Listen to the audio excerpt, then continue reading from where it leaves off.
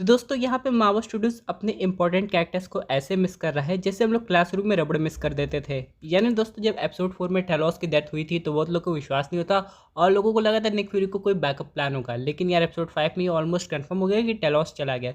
इन सब के बाद दोस्तों यहाँ पे ऑडियंस हैरान है जानने के लिए कि आगे के एपिसोड में क्या होगा, जो कि एक फिनाले है। वैसे मुझे तो नहीं लगता कि एक फाइनल एपिसोड है, यानी कि सीजन खत्म हो जाएगा। इसी के साथ शायद एक क्लिफ हैंगर भी रह जाएगा कि आखिरकार आगे क्या होगा।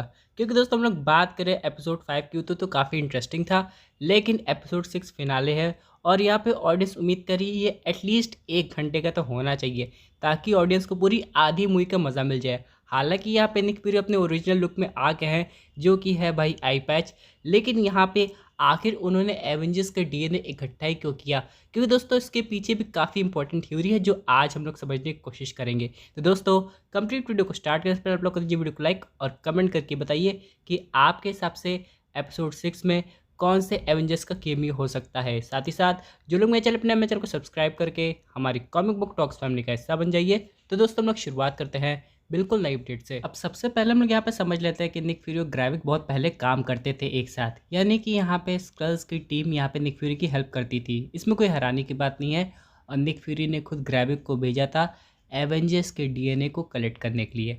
अब यहाँ पे ग्रेविक को पता है कि उस डीएनए को कैसे हार्वेस्ट करके अपनी बॉडीज़ यानी कि स्कल्स में कैसे इंजेक्ट करना है, उन सब के बाद कैसा ट्रांसफॉर्मेशन होगा, जिसका एग्जांपल हम लोग ने देख लिया है। लेकिन जो मेन कोर एवेंजर्स थे यानी कि ओरिजिनल 6 और इन सब के बाद कैरल डैनवर्स, इन सब का जो डीएनए है वो ग्रेविक को नहीं मिल पाया है और वही डीएनए एक तरीके से की है ग्रेविक के हाथ लगने की, ताकि ग्रेविक अपने आप को और पावरफुल बना ले। लेकिन कहा जाता है कि निक फ्यूरी की कभी गट फीलिंग गलत नहीं होती है और इसलिए उन्हें कहीं ना कहीं लग रहा था कि यहाँ पे कुछ स्क्रल्स ऐसे हैं जो कि बाद में जाकर उनको धोखा दे सकते हैं, खासकर ग्रेविक, और इसीलिए उन्होंने कोर एवेंजर्स के डीएनए को कहीं और छुपा दिया था। लेकिन अब हम लोग एपिसोड 5 के एंड में देखते हैं वो डीएनए सैंपल को हासिल करते हैं और यहाँ पे किसी को कॉल करते हैं। आखिर ये कॉल वो किसको लगा रहे हैं? अब यहाँ पे कोई भी हो सकता है, कोई नया कैरेक्टर या फिर कोल्सन या फिर at the end Carol Danvers भी हो सकती है। लेकिन यहाँ पे बात समझने वाली ये है कि आखिरकार निक फ्यूरी को ये काम करना ही क्यों पड़ा? क्योंकि दोस्तों निक फ्यूरी ने कहा था सोनिया से कि जो भी हो रहा है उसकी जड़ ये खुद है, इसलिए वो स्पेस से अर्थ पे यानी कि दोस्तों यहाँ पे अगर डीएनए कलेक्ट करने का जो प्लान है वो निक फ्यूरी के माइंड में नहीं आता तो ऐसा कभी होता ही नहीं। यानी दोस्तों यहाँ पे निक फ्यूरी आखिर चाहते क्या थे? तो एक सिंपल लॉजिक से समझने की कोशिश करते हैं भाई, एवेंजर्स भी एक तरीके से इंसान है, कुछ को छोड़ के, यानी कि थॉर को छोड़ के, जो कि लंबे समय तक जिंदा नहीं रहेंगे। कभी ना कभी वो वॉर के थ्रू या फिर किसी भी और कारण से ख़त्म हो जाएंगे। लेकिन निक फ्यूरी को तभी भी डिफेंडर्स की ज़रूरत पड़ेगी जो कि अर्थ को उनके जाने के बाद भी बचा सके, और यहाँ पे उनका डीएनए को हार्वेस्ट करना ही एक की है। आप लोग को पता है कॉमिक्स बुक में एक बार शील्ड ने थॉर के क्लोन को बना लिया था, तो ज़रा सोचिए यहाँ पे अगर वो एवेंजर्स के क्लोन को बना लेते एक पॉजिटिव नज़रिए से, तो इससे निक फ्यूरी को एक तरीके से श्योरिटी मिल जाती कि भाई एवेंजर्स अगर चले भी जाएंगे तो अर्थ को बचाने के लिए उनके क्लोन्स रहेंगे।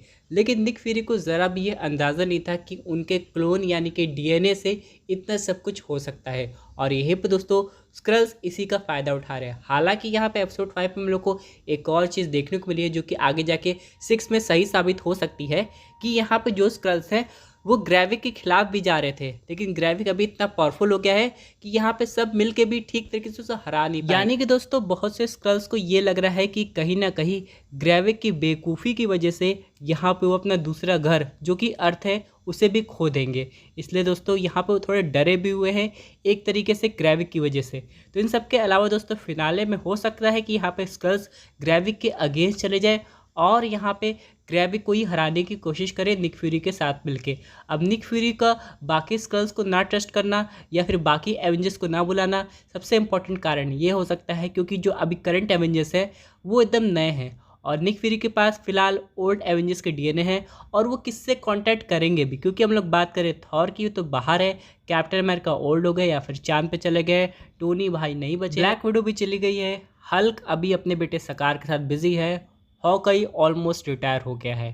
तो यहाँ पे कहने की बात यह है कि अगर निक फ्यूरी हेल्प भी लेना चाहेंगे तो शायद वो नहीं ले पाएंगे। इन सब के अलावा कैरल डैनवर्स उनकी एक आखिरी उम्मीद हो सकती है, लेकिन यहाँ पे किसी स्क्रल के पास अगर कैरल डैनवर्स का भी पावर्स आ गया, यानी कि कैप्टन मार्वल का, ऑब्वियस सी बात है उसका भी डीएनए हार्वेस्ट हो सकता है। तब ज़रा सोचिए क्या हाल होगा।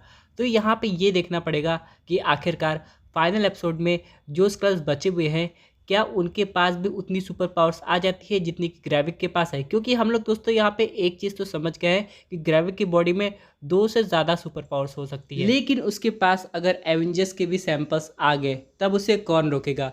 क्योंकि दोस्तों यहाँ पे एक क्लिप कंफर्म करती है कि ग्रेविक के पास एवेंजर्स के भी डीएनए आ जाएंगे। क्योंकि यहाँ पे हम लोग एक स्क्रल को देखते हैं, हो सकता है वो ग्रेविक का हेंचमैन हो या खुद ग्रेविक हो, जो कि हल्क की पावर को यूज़ करते हुए हम लोग को दिखाई दे रहा है। अब चलिए हम लोग बात करते हैं कुछ ऐसे ट्विस्ट की जो कि एपिसोड 6 में पॉसिबल हो सकते हैं। सबसे इम्पॉर्टेंट ट्विस्ट है यहाँ पे सोनिया खुद एक स्क्रल है, जो कि यहाँ पे निक फ्यूरी के पास गई थी ताकि वो यहाँ पे निक फ्यूरी को विश्वास दिला सके उसके साथ है। और निक फ्यूरी जैसे उसके सामने सैंपल खोलते हैं, यहाँ पे सोनिया स्क्रल बन के उस सैंपल छीन के ग्रेविक को दे देती है। यहाँ पे दूसरे ट्विस्ट की बात करें तो काफ़ी इंपॉर्टेंट हो जाता है। निक फ्यूरी सैंपल देने से पहले ग्रेविक को उस सैंपल को अपने हिसाब से मॉडिफाई कर देते हैं। आप लोग को याद होगा व्हाट इफ में एक एपिसोड था जहाँ पे हैंक पिम काफ़ी ईवल बन गए और वो अपने पिम पार्टिकल की मदद से कितने एवेंजर्स को ख़त्म कर दिए थे। तो जाहिर सी बात है यहाँ पे भी कुछ छोटी टेक्नोलॉजी का यहाँ पे निक फ्यूरी यूज़ करके उस सिरम में या फिर के उस डीएनए सैंपल में कुछ ऐसे बदलाव करेंगे कि ग्रेविक यूज़ तो कर लेगा, उसके पास एवेंजर्स की बॉडी भी आ जाएगी, लेकिन बाद में डीएनए के साइड इफ़ेक्ट शुरू होंगे जिसकी वजह से ग्रेविक का शरीर काफ़ी बड़ा होकर ख़त्म हो जाएगा। यानी एक बार जो हल्क के साथ हुआ था व्हाट इफ में हैंक पिंग वाले एपिसोड में। यानी दोस्तों निक फ्यूरी इतने बेवकूफ़ नहीं है कि ग्रेविक के साथ समझौता करके उसे एवेंजर्स का डीएनए दे के अर्थ पे कब्जा करने दे।